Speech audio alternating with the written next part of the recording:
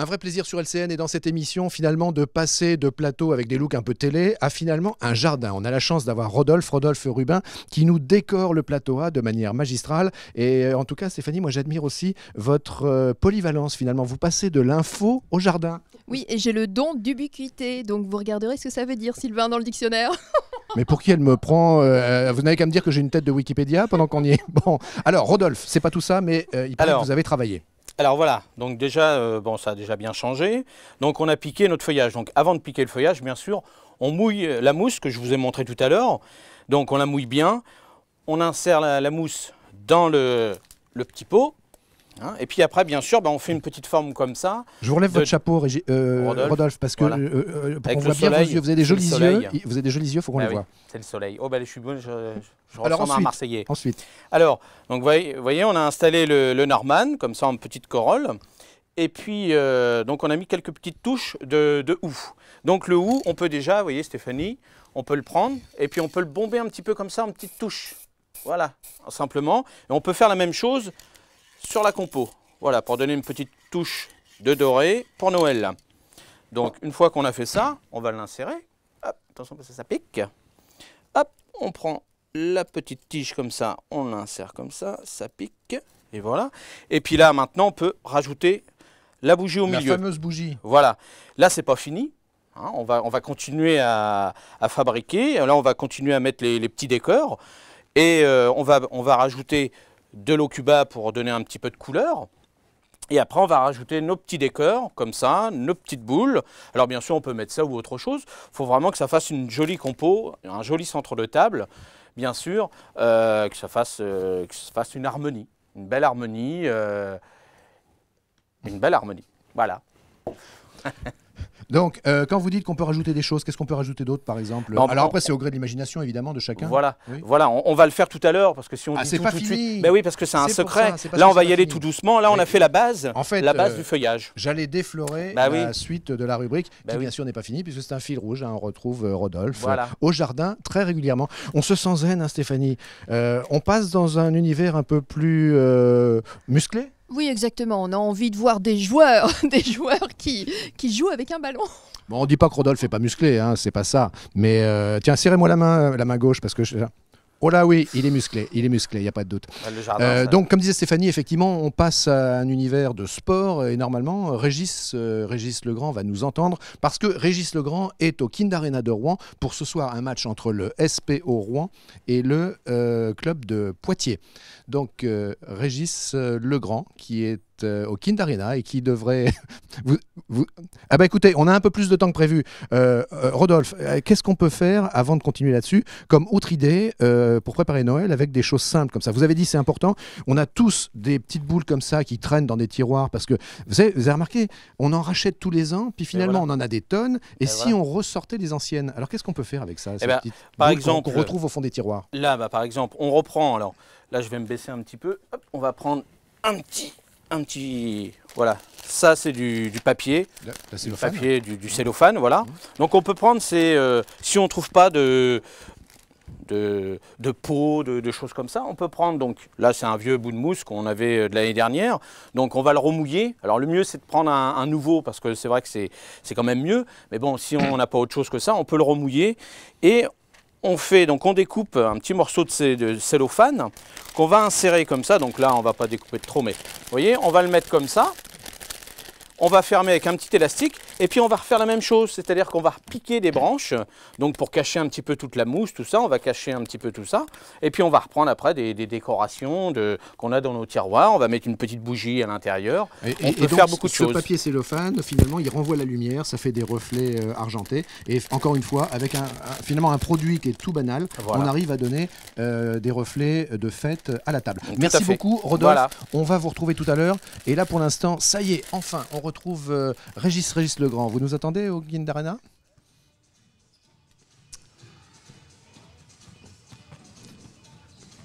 Régis, est-ce que vous nous entendez au Kind Arena?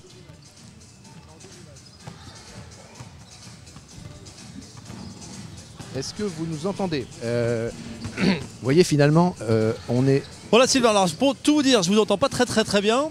Il commence tout doucement à avoir un petit peu d'ambiance. Vous voyez, tout à l'heure il n'y avait que quelques joueurs d'installer. Maintenant ils sont tous en train de s'échauffer. Derrière moi, juste derrière moi, c'est les joueurs du SP Rouen. Et juste après, les joueurs du Poitiers. On se rappelle, au match aller, Rouen avait pris une déculottée, presque 20 points d'écart. C'était important. On est à 1h15 du match maintenant et la pression monte tout doucement. Je reviendrai tout à l'heure avec un invité. À tout à l'heure.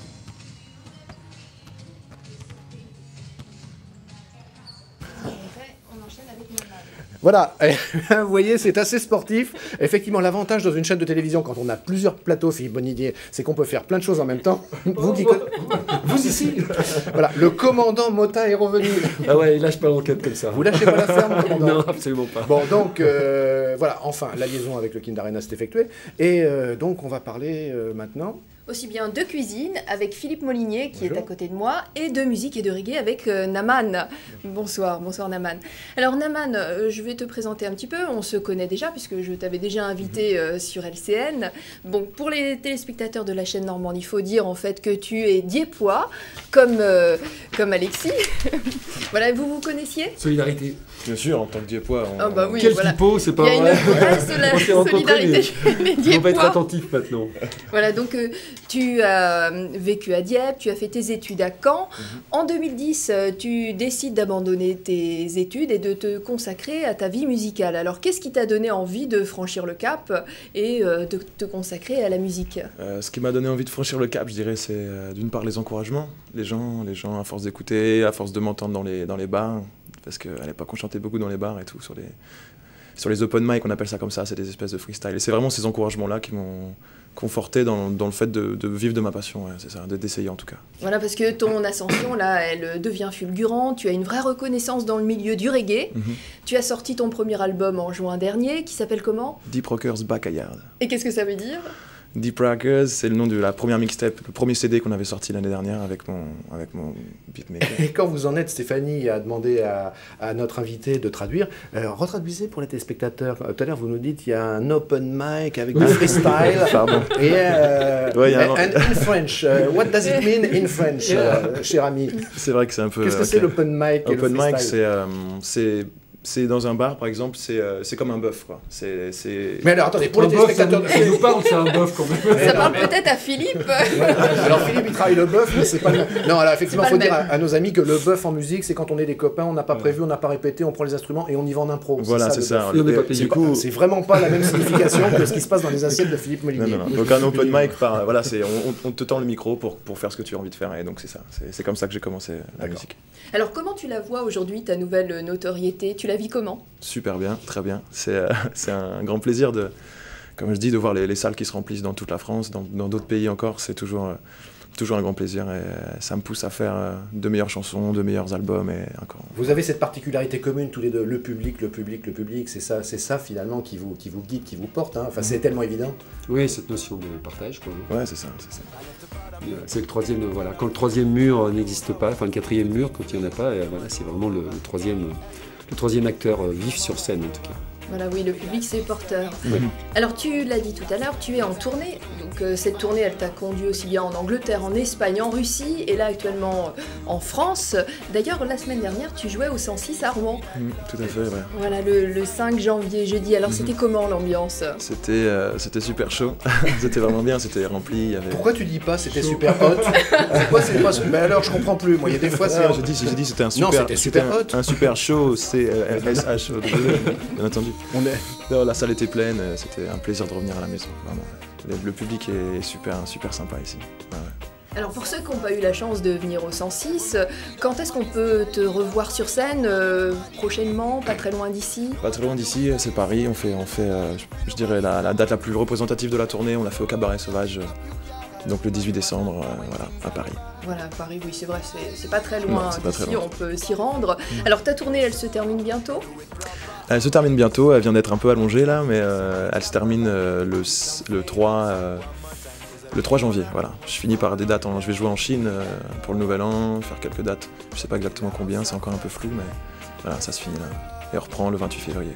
Alors peut-être on peut quand même parler de ton nouvel album, dire quand même que cet album tu l'as enregistré en Jamaïque. Alors c'est nécessaire d'aller en Jamaïque pour enregistrer un album de reggae? Non, c'est pas du tout nécessaire d'aller en Jamaïque pour enregistrer, c'est juste que j'ai eu l'occasion de le faire, donc ça s'est présenté vraiment à moi, là ça a été simple, donc j'y suis allé. Et pendant que j'étais là-bas et que je savais pas trop ce que j'allais faire, j'ai eu une proposition d'un label qui m'a proposé d'enregistrer, voilà, de réenregistrer ma mixtape, mon CD que j'avais sorti, et d'en faire un album. Voilà. Alors on a hâte de te voir en live à la fin de cette émission. Et tu chanteras quelle chanson? One Day. One Day. Voilà. Une chanson que tu as enregistrée à Rouen. Ouais, voilà, c'est la seule chanson de l'album qui a été enregistrée à Rouen, donc voilà, c'est Noël, on se l'a fait à Rouen. Bah super, on a hâte de te voir tout à l'heure. Ok. Thank you very much. Ouais, d'accord. Bien, non, mais vous savez, ce qui est très sympa, Stéphanie, pendant que vous discutiez tous les deux et qu'on était là tout attentifs, je voyais Alexis Dessau qui est là, qui est dans une autre discipline artistique, qui vous écoutait avec beaucoup d'attention, et je voyais les yeux de Philippe Molinier, qui est en train, hein, vous êtes, moi je suis admiratif. Bah, vous êtes comme un gosse en fait. Moi hein. je suis un gosse, ouais, bah ouais. Et alors vous savez pourquoi il y a son fiston qui connaît aussi. Bon. Et je suis sûr qu'il était comme un gosse parce qu'il se dit mince, moi grand chef cuisinier, comment je peux faire pour travailler mon bœuf de telle sorte que j'aille le porter sur la scène avec des amis. Non, il y a un truc entre show. Oui. Il y a une histoire de bœuf entre vous. Hein. En fait, c'est le bœuf qui vous relie en fait. Hein. Oui, oui, oui. Bon, et ben on va en savoir plus avec Philippe Molinier tout de suite.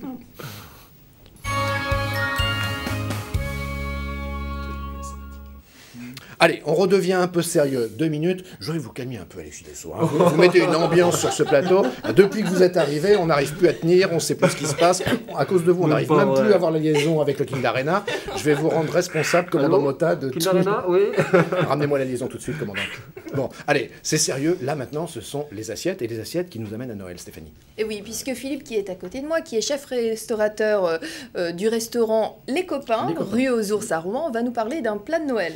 Alors, c'est quoi ce plat, Philippe? Écoutez, là, je vous ai fait un petit plat. J'aime bien les poules faisanes, donc je vous ai fait un petit faisan, un petit suprême de faisan, avec des légumes anciens, avec des crônes, avec des petites carottes crayons, ce qu'on appelle des carottes crayons, qui sont faits du côté de chez nous, du côté d'Isto, dans la ferme de Grémonville, avec une petite patate douce qui est fait aussi pareil là-bas à Grémonville. Le poule faisane vient de là-bas aussi. Vous voyez, c'est vraiment, on reste dans la région. Puis on fait avec une petite sauce un petit peu sucrée, très douce, qui part avec le faisan. Une petite sauce sucrée au cidre. Voilà. Donc ça, pour moi, ce sont des plats de fête. Des plats de... Alors quand on n'est pas une bonne cuisinière comme moi, je suis étonnée que Sylvain l'ait pas encore dit. Je n'ai rien dit. J'ai rien dit ce coup-ci. Est-ce que c'est un plat compliqué? Est-ce qu'il faut beaucoup de temps pour faire ce plat? Non, c'est pas du tout compliqué. Ce sont que des légumes. Ça va très très vite. C'est des légumes cuits à la vapeur? Cuits à la vapeur. Tout est fait à la vapeur. Donc, sauf la viande qui est juste un petit peu saisie. Au dernier moment, la petite purée de patates douces qui est faite, qui est séchée et qui a été écrasée après, c'est des plats qui vont très vite. On peut les préparer un petit peu à l'avance. Et en plus, c'est bon pour la ligne de Sylvain, voilà, qui doit pour celle aussi se préparer pour tenir la route sur la parce que je sais qu'Alexis et son voisin regardent avec beaucoup d'envie ce superbe plat. On peut même alors, ils peuvent mais même c'est pas fini, parce qu'il faut mettre un petit peu la sauce. Ah bon, alors Philippe, je vous laisse faire. Excusez-moi, j'ai un peu perturbé la cuisine du chef. Les carottes crayons, là, ce sont les toutes petites carottes, c'est la forme quoi? Pourquoi c'est parce que ce sont la forme qui sont faites, qui sont toutes petites. D'accord. Hein, c'est vraiment, il y a plusieurs coloris, plusieurs couleurs de carottes, avec des goûts vraiment très, très spécifiques. On part du pané, c'est plein de petites choses comme ça. Alors chef, allons-y. On y va. Voilà, et moi ce que j'aimerais dire aussi, c'est que, comme je vous l'avais dit dans une précédente émission, j'ai eu l'occasion d'aller dans le restaurant Les Copains chez Philippe. C'est une ambiance vraiment très chaleureuse, très conviviale, comme peut l'être Philippe. Et ce qu'il faut savoir, c'est que Philippe, en plus, il a plusieurs cordes aussi à son arc. Non, les cordes, c'est ici, Stéphanie, c'est là les cordes. Voilà, il est aussi professeur, Philippe. Alors pendant que vous allez déguster, j'aimerais que Philippe nous parle de ce métier de professeur. Alors, je suis professeur dans une école privée qui s'appelle TIM, qui est une association pour enfants inadaptés et trisomiques. Donc je suis là en tant que chef de cuisine pour leur apprendre surtout la cuisine, à pouvoir s'organiser et surtout à pouvoir peut-être être autonome. C'est surtout autonome. Les trisomiques ont besoin d'être autonomes, donc moi je leur apprends à faire des plats qu'ils puissent les faire eux-mêmes. Voilà. Alors Sylvain, je ne sais pas si vous avez entendu, mais ce que je suis en train de goûter la cuisine de voilà, Philippe. Ce que fait Philippe, c'est vraiment une très belle action en faveur de jeunes qui sont handicapés pour les aider à mieux s'insérer dans la vie. Depuis 4 ans, je fais ça et je suis tombé par hasard dedans. Au début, je voulais pas parce que on avait le regard du trisomique qui était un petit peu différent. Et puis quand on les connaît, on tombe amoureux, quoi. Et depuis 4 ans, c'est une belle histoire d'amour entre eux. Voilà, c'est un petit peu comme vous dites vos loulous. Ah, c'est mes loulous, ouais, moi je les appelle mes... D'ailleurs, je leur dis bonjour à mes petits loulous. Voilà, peut-être qu'ils vous regardent. Ils me regardent tous, ils me regardent faire tous, un là. petit coucou. Je crois qu'ils me regardent tous, mes petits loulous, là, et ils sont tellement attachants. C'est des gens que j'aime beaucoup, ouais. Et depuis 4 ans, je continue encore. Je voulais m'arrêter, ils m'ont dit de continuer, je continue. C'est une très belle action. Voilà, c'est une très belle association. Ils ont besoin de nous. C'est extraordinaire au niveau de l'acte d'autonomie, quoi. Se dire comment ils peuvent apprendre à se gérer sur la nourriture, simplement et à travers une expérience. Il faut tout le temps leur apprendre. Il faut être là. Voilà. On est là pour les aider, on est là pour avancer. Et c'est une belle association qui a été créée par Cyril Fouquet et depuis des années, il y a une très belle équipe aussi dedans. Il y a plein de personnes qui s'occupent de l'informatique, du théâtre, du don de soi, de beaucoup de choses, qui font d'écoles mathématiques avec des profs assez sympas. Alors, est-ce qu'il est bon ce plat? Est-ce que Naman, tu as goûté? Ah oui. C'est très bon. Les carottes sont délicieuses. Le reste, on n'a pas risqué parce qu'on a les petits morceaux de viande entre les dents. Bon, écoutez, je vais vous laisser.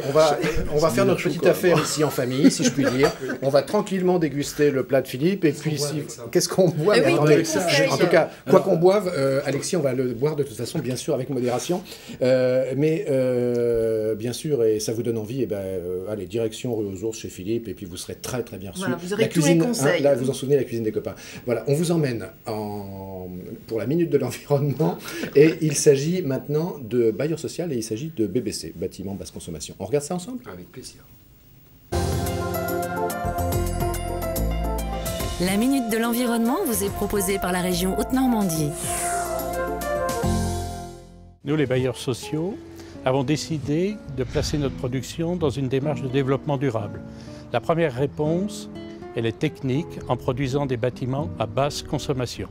Un système constructif performant, c'est en ce qui nous concerne de la brique de 37,5 cm, des fenêtres à haute performance avec lames d'argon, des isolations fortes des planchers et combles.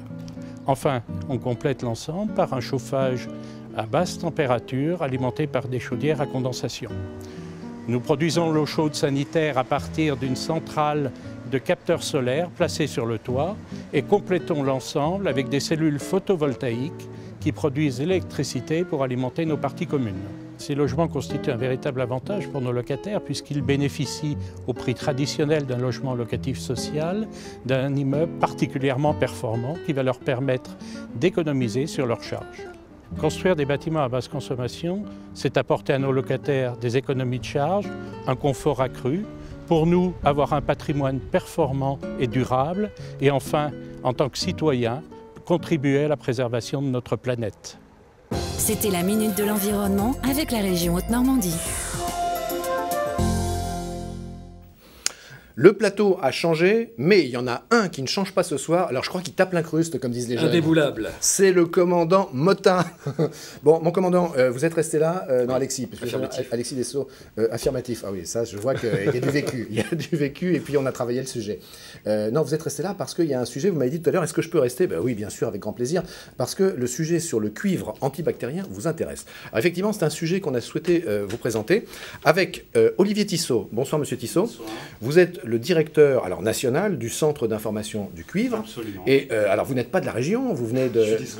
Ça, c'est pas bien, parce que vous savez, ici, nous les... Bon, non, mais sérieusement, vous venez effectivement de la région parisienne, mais on a souhaité vous avoir et récolter l'avis sur effectivement ce que vous allez nous raconter d'un professionnel régional, puisque monsieur Jean-Luc Dubois, bonsoir monsieur Dubois, bonsoir. Vous êtes le directeur de la clinique Mathilde à Rouen.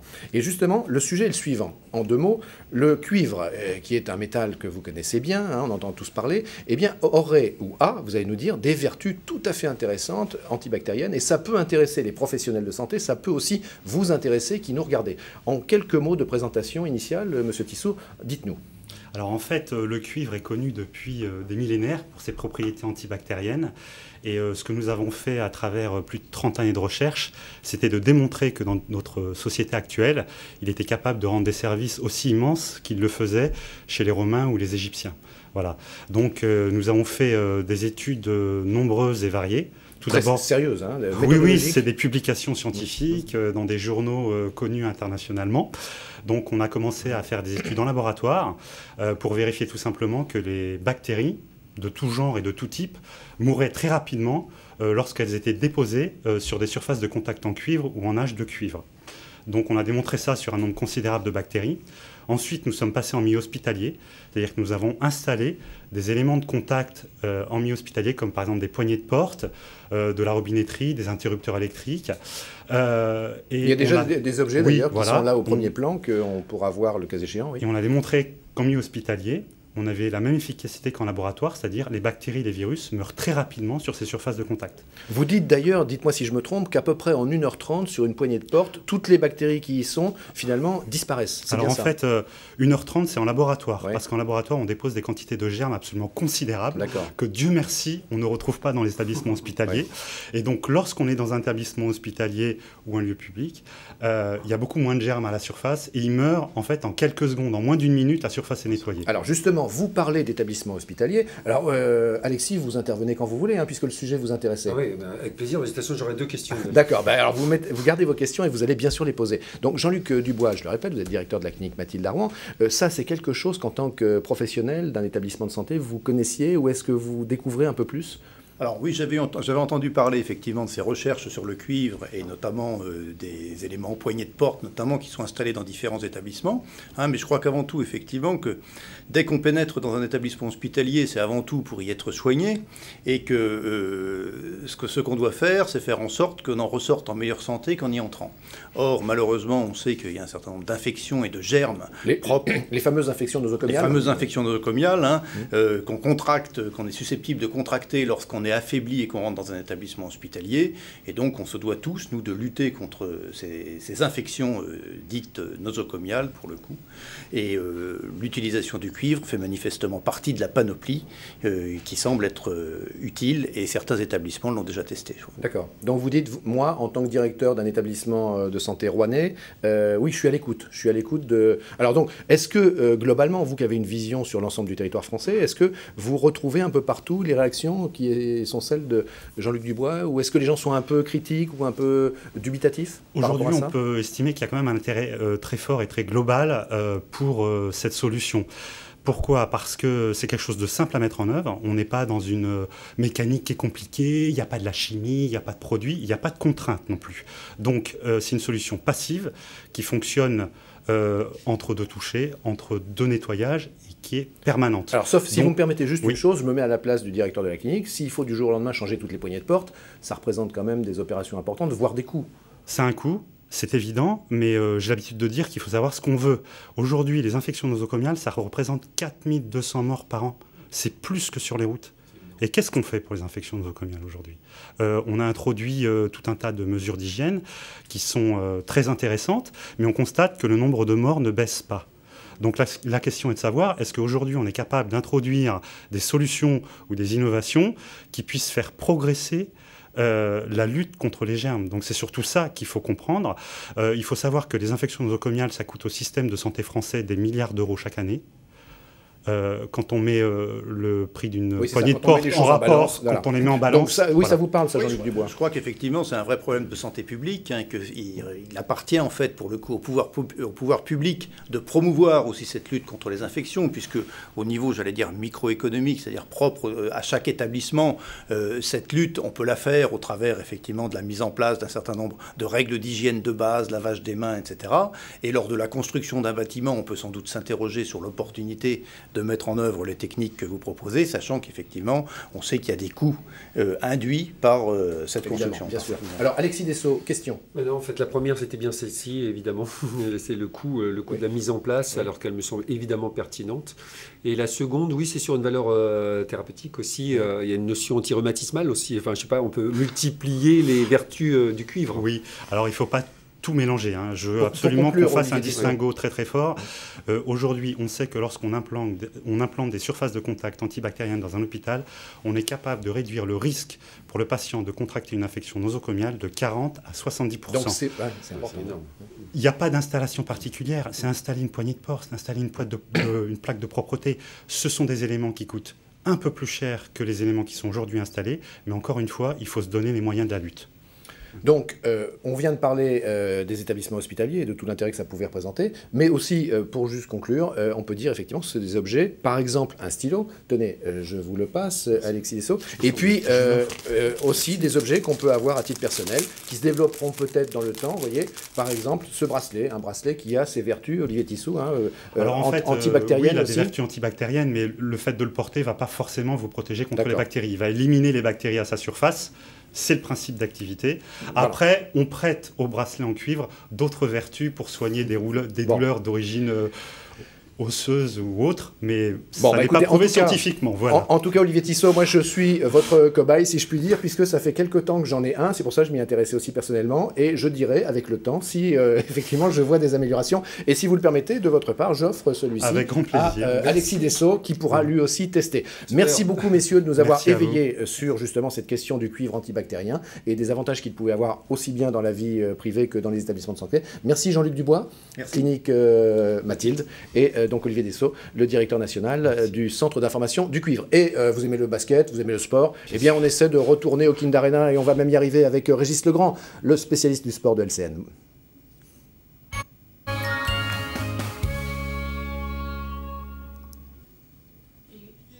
Régis, vous êtes toujours au Kind Arena, alors, si vous n'y êtes plus, je suis inquiet. Oui, Sylvain, effectivement, voilà, nous sommes en direct toujours au Kind Arena. L'ambiance commence tout doucement à monter, mais avant de parler du sportif, on va parler un petit peu de la direction du SPO Rouen avec Olivier Lermite, un membre du directoire du SPO Rouen. Racontez-nous un petit peu comment est-ce qu'on devient membre du directoire et qu'est-ce que ça veut dire, tout simplement. Bonsoir, alors effectivement il y a 2 ans le SPO Rouen s'est organisé en société anonyme à objet sportif. Dans cette société il y a des actionnaires. C'est qu'on dirait le conseil d'administration. Oui, alors pas tout à fait. La société est constituée d'actionnaires qui élisent 2 structures. La première, le conseil de surveillance, et des fois il y a confusion dans les rôles, qui, comme le nom l'indique, est chargé de surveiller, hein, avec un président Christophe Lebourg, et un directoire qui est plutôt chargé pour imager du quotidien, de la gestion au quotidien, avec comme président Yvan Gueder. Donc au conseil de surveillance, on se fait élire par le conseil d'administration, et on est aujourd'hui 3 personnes, Frédéric Thiel, Yvan Gueder, président, et moi-même. Donc on est chargé de la gestion du club au quotidien, voilà, avec les salariés qui sont salariés de la SASP, et on s'occupe du quotidien. Voilà. Alors, on rappelle, historiquement, vous étiez partenaire, c'est ça? Voilà. Alors, on est partenaire au titre d'Optifinance et de Century 21. Optifinance, on est partenaire historique du basket, parce qu'on est partenaire aussi maillot de Coupe d'Europe au Mans. Donc, on connaît le basket. Et Yvan m'a demandé, comme j'avais un peu d'histoire dans le basket, de venir l'accompagner, puisque c'était un peu nouveau. Ça venait à l'entrée du Kinder, il faut se rappeler, hein, dans le Kinder Arena. Donc, tout ça, ça a fait bouleversement. Des fois, pas toujours bien identifiable de l'extérieur, donc il m'a demandé de l'accompagner pour ce parcours, voilà. Alors vous étiez donc partenaire, vous êtes devenu membre du directoire. Oui. Ça veut dire que ça vous prend du temps aussi, forcément, en plus. Partenaire, oui. On vient juste faire la fête de temps en temps. Voilà. Alors partenaire, on y vient faire de la fête, il faut le dire aussi, hein, quelquefois organiser son réseau pour le business. Là, le quotidien, c'est plus compliqué. Encore plus, c'est sans me dédouaner pour Yvan Gueder qui y est à plein temps. Donc on y passe du temps, voilà. Alors, dans la politique du directoire, il y a 2 choses, hein, et ça, sous surveillance du conseil de surveillance. La politique, j'allais dire, économique du club. Yvan Gueder a donné un objectif, pas de déficit. Et la deuxième, elle est sportive, parce que l'objet du club, c'est bien sportif. Et là, je vais dire que pour la plus grosse partie, il y a délégation aux gens qui s'occupent du sportif pour l'équipe professionnelle à Laurent Sierra, quoi. Voilà. Alors, un petit mot, on est sur une saison en demi-teinte. On a eu des périodes avec 8 défaites. 3 de suite, 3 victoires d'affilée. Là, une défaite le week-end dernier. Face à Poitiers, c'est un virtuel gros du championnat. Comment vous voyez-vous le match ce soir? Alors effectivement, vous avez raison, l'année dernière, juste 30 secondes, on était... on est resté sur notre fin quand même. Voilà, alors dans nos objectifs, parce qu'on avait dit 10 premiers, il ne faut pas changer les objectifs quand ils sont lancés. Mais on est réellement resté sur notre fin, on se voyait en play-off à 2 matchs de la fin. Là, début de championnat difficile. Difficile. Bon, il y a beaucoup de matchs quand même. Il y a beaucoup de matchs, ça revient souvent, équipe complètement transformée. Et là, après nos 3 victoires qui nous font du bien, on enregistre une défaite qui n'est pas non plus une ineptie, mais quand même une défaite. Et donc Poitiers, c'est un gros du championnat. On peut se dire il y a 2 solutions. Moi j'ai un peu peur parce que un gros du championnat avec un beau budget, avec l'ambition de remonter, peut se dire ça va s'arrêter à un moment et on espère que ça ne sera pas ce soir pour leur défaite, même sans leur souhaiter malheur.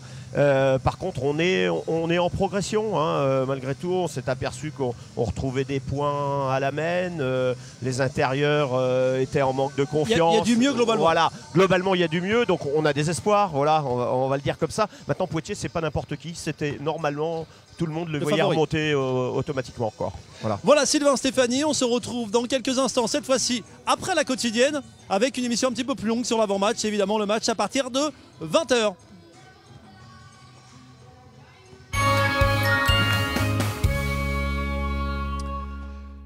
Merci beaucoup Régis. Alors là il y a du suspense parce que la dernière fois que LCN a retransmis le basket au Kind Arena, rappelez-vous, c'était un match du SPO Rouen contre Évreux. Et alors là il y avait une toute petite victoire d'une vraiment une courte tête ou d'un court ballon sur Rouen. Là, qu'est-ce que ça va être au niveau du score? Eh bien, on vous engage à rester sur LCN ce soir et à suivre le basket avec le dynamisme de Régis et puis de très très belles images qui sont réalisées par toute l'équipe de LCN. Pour finir, Rodolphe, il a terminé son boulot. Alors vous avez vu, Rodolphe, finalement vous êtes tout à fait courtisé puisque là il y a le chef Molinier, il y a Alexis Dessau, tout le monde s'intéresse à votre travail. Expliquez-nous pour finir où on en est. Alors tout à l'heure, comme je vous ai montré, sans contenant, vous voyez ce qu'on peut faire.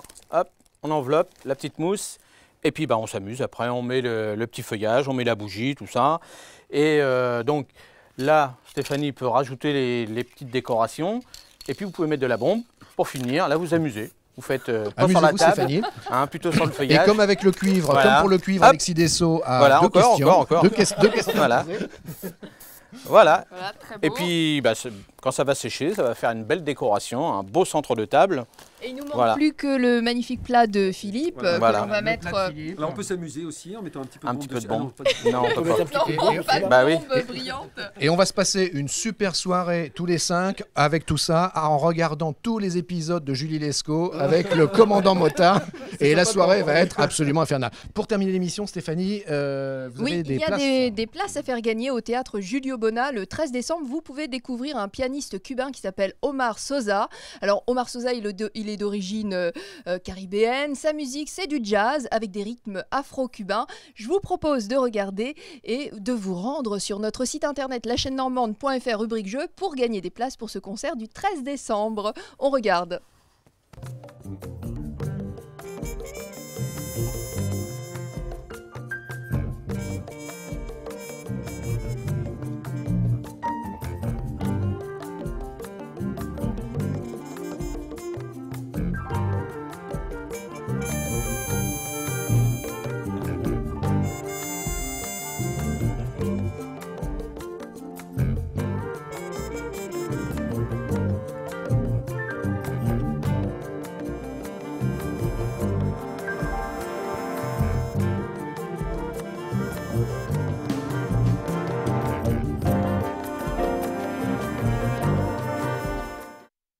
Alors c'est magique, voilà, on a encore changé de plateau. C'est quel plateau, Sylvain? Écoutez, je sais plus parce que chez LCN, il y a le plateau A, le plateau B, le plateau C, le plateau D, le plateau E. Je suis complètement perdu. Voilà, là c'est un plateau un peu de rêve puisque à côté de moi, j'ai Martin alias Naman et Quentin qui vont nous interpréter la chanson One Day. One Day qui a été enregistrée à Rouen. Voilà, on vous laisse. Et... on dit au revoir aussi. Oui. Hein, on dit au revoir parce que on vous laisse en musique. On aime bien comme ça, délicatement s'esquiver et laisser nos amis musiciens vous accompagner jusqu'à la toute fin de l'émission et jusqu'au générique. Donc on vous dit bye bye, Stéphanie. Allez, bye bye et profitez bien. Voici le groupe Naman. Et à demain. J'ai besoin du micro. Oh yes. Ok, la chaîne normande, Naman avec mon pote Banman à la guitare. What yeah. Oh yeah. No, no. That's the way we come about. No, no, no. Yeah. One day you go meet a girl, that good one to be love strong. Till I do no more plan, cause wrong love go chop you down. take time to enjoy life before you fit prefer grass. Oh yeah, we are carrying the same bag, but make sure you still have vibes. Tell them now it's your time, we come and not forget over. Real love is on ya, come again. Tell them you don't care how you lick a fake lover. No, no, no, no. Tell them now it's your time, we come and not forget over. Real love is on ya, come again. Tell them we not care how they lick a fake lover. Bad man again. One day you go meet a girl, that good one to be love strong. Till I do the more plan goes, wrong love go drop you down. Oh yeah, take time to enjoy life before you flip prefer grass. Oh yeah, we are carrying the same bag, but make sure you still have eyes. Batman. Ok, alors on n'a pas le solo de Noël, normalement il y a un solo de Noël, c'est dommage. Oh yeah, don't you trust the things you can see. Every day you love, if you come and go along the way. How could you just know if you got it early? So man, there waste no time today. Watch. One day you will meet a girl, that good one to be love strong. Till I do no more plan, cause round love go trap you down.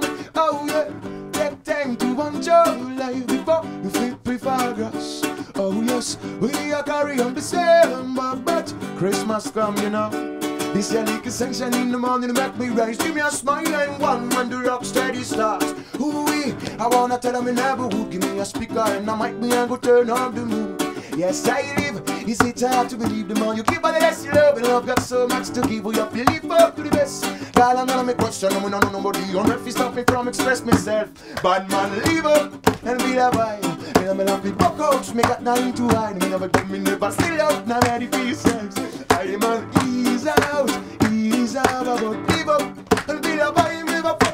Oh yeah, yeah, yeah. There says bad man, so I say no more for no hell. What you say? Oh yeah. Hold on, don't you forget where you from. Do your best just to live life proper. That's where the rest if you not really matter.